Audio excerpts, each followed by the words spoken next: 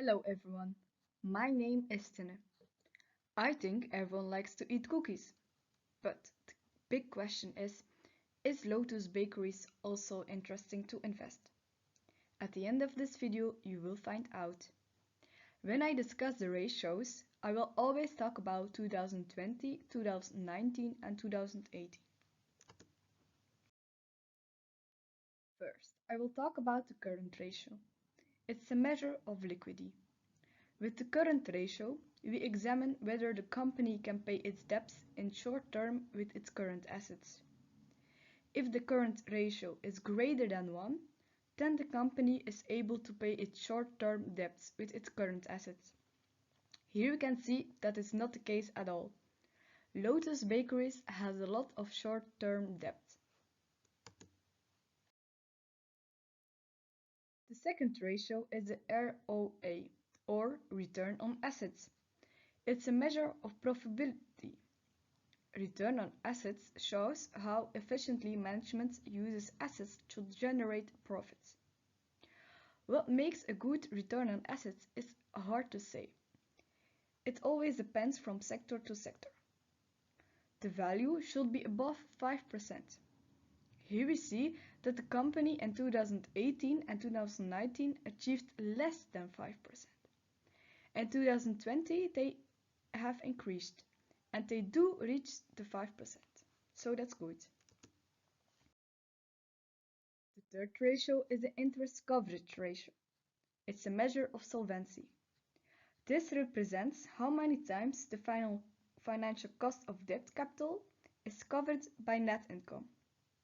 We will look how successfully a company meets its interest obligations. Here you can see that Lotus Bakeries does not have a negative interest coverage ratio.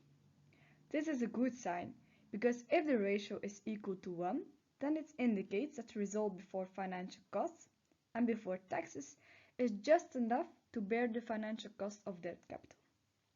The more the coverage exceeds 1, the greater the coverage of the financial cost of debt, and the higher the margin of safety. On this slide you can see an article. In the article they say that the Lotus Bakeries is growing all the time. This was also shown in the ratios. These excellent results have allowed Lotus Bakery to plan new investments of a total of 100 million euros. So in the future they have good prospects. You can also look at the stock price of Lotus Bakeries. They have a high stock price. They are hugely valued on the stock market. On the first graph you see the figures of the past year. Here we can see that there is an increase. But on the second chart you can see the figures of the past 5 days. This has to do with Berenberg, the bank lowering the price target for Lotus. The commodities are getting more expensive, especially wheat, palm oil and energy. Berenberg also noted that Lotus does not have a large exposure to Russia. So, despite price drop, Berenberg still proposes a buy recommendation. So, the big question is, should you invest in Lotus Bakeries? Well, I think you should. It's very interesting and it's a very big, large company. Thank you for listening.